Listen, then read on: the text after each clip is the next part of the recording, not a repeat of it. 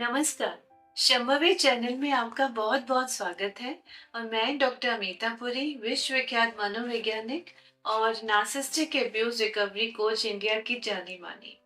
और बहुत सारे लोग ये जानना चाहते हैं, जब हम नार्सिसिस्ट की बातें करते हैं ना, तो वो जानना चाहते हैं। और बहुत मेन कॉल करते हैं from various parts of the country, various parts of various continents, बात करते हैं कि हम कैसे फंस गए और क्यों फंस गए इस ट्रैप में। वो बोलते जब तक हमें समझ आया कि ये तो एक ट्रैप था, हनी ट्रैप था। तो लव बॉम्बिंग इतनी हो रही थी कि लगता था कि मेरे से महान व्यक्ति, कोई शानदार व्यक्तित्व किसी का हो ही नहीं सकता। मेरी तो बेस्ट पर्सनैलिटी है। मैं तो टॉम क्रूज और शाहरुख खान को भी बीट कर सकता हूँ। इतना ज्यादा मेरे अंदर वो ताकत है। इमोशनली मैं कितना किसी के लिए स्ट्रांग हो सकता हूँ, वो मुझे मेरी पत्नी या मेरा पार्टनर फील करवाते थे।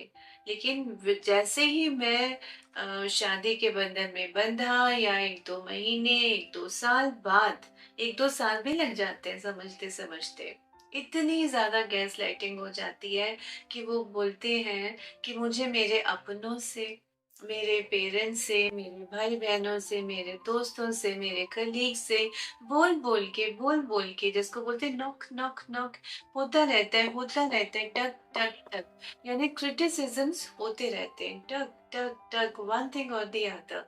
अब फिर क्या होता है कि धीरे धीरे सबसे मेरा साथ छूट जाता है। मैं अकेला रह जाता हूँ, अकेला पड़ जाता हूँ।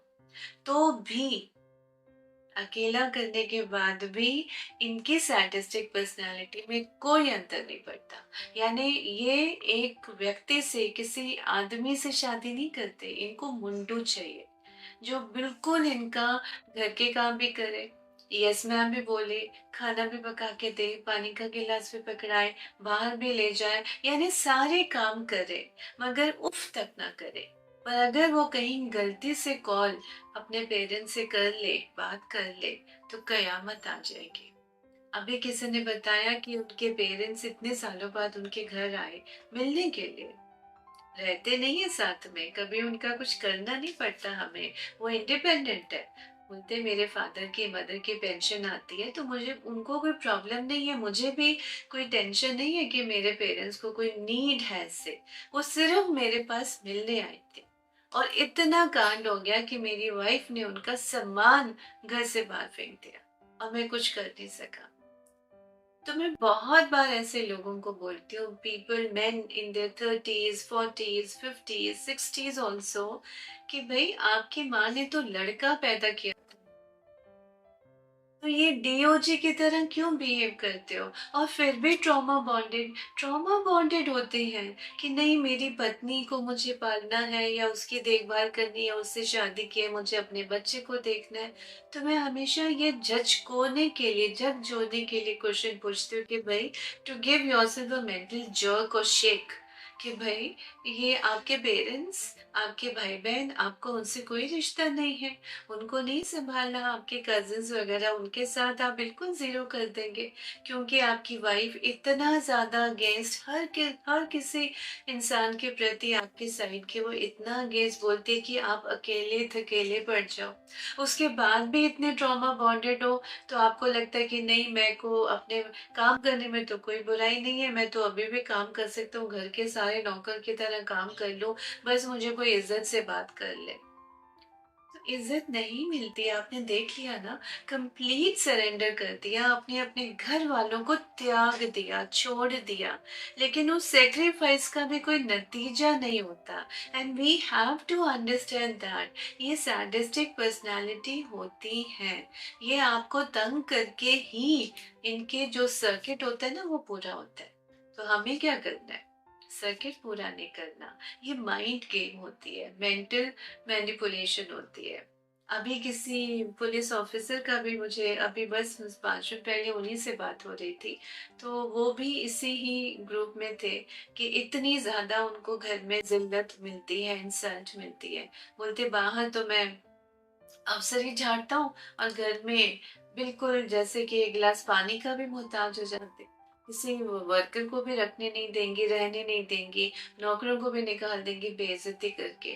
लेकिन मैं फिर सारे काम करता हूँ, बोलते मैं खाना भी बनाता हूँ, बच्चों का टिफिन भी पैक करता हूँ, उसके बाद उनको स्कूल में छोड़ने भी जाता हूँ, और मुझे ही जाना होता है ड्राइवर के लिए। फिर ये हल्ला कर देंगी, वाइफ तंग करती है कि नहीं ड्राइवर नहीं, आप जाओ छोड़ने, आप ये करो। यानी हर चीज तो करूँ मैं, फाइन, पार्टनरशिप की है ना, तो मेरा हमेशा यही होता है मेन से स्पेशली। मैंने कहा शादी की है ना पार्टनरशिप के लिए, कोई जिंदगी भर की गुलामी के लिए। ये ट्रॉमा बॉन्डिंग है, जब हम गुलामी की भाषा बोलते हैं, गुलामी की भावना में रहते हैं और गुलाम की तरह अपनी जिंदगी व्यतीत करते हैं। और उसमें हम बहुत खुश हो जाते हैं अगर दूसरा बंदा स्माइल कर दे, या अगर हमारी उस दिन बेइज्जती नहीं हो तो हम बोलते नहीं, नहीं बहुत अच्छा दिन गया। आप देखिए, जो भी ये अभी आज का वीडियो सुन रहे हैं, आप देखिए आपके घर के आसपास कोई ऐसा व्यक्ति है जो ऐसा सफर कर रहे हैं इस तरह और किसी को पता भी नहीं चल रहा है।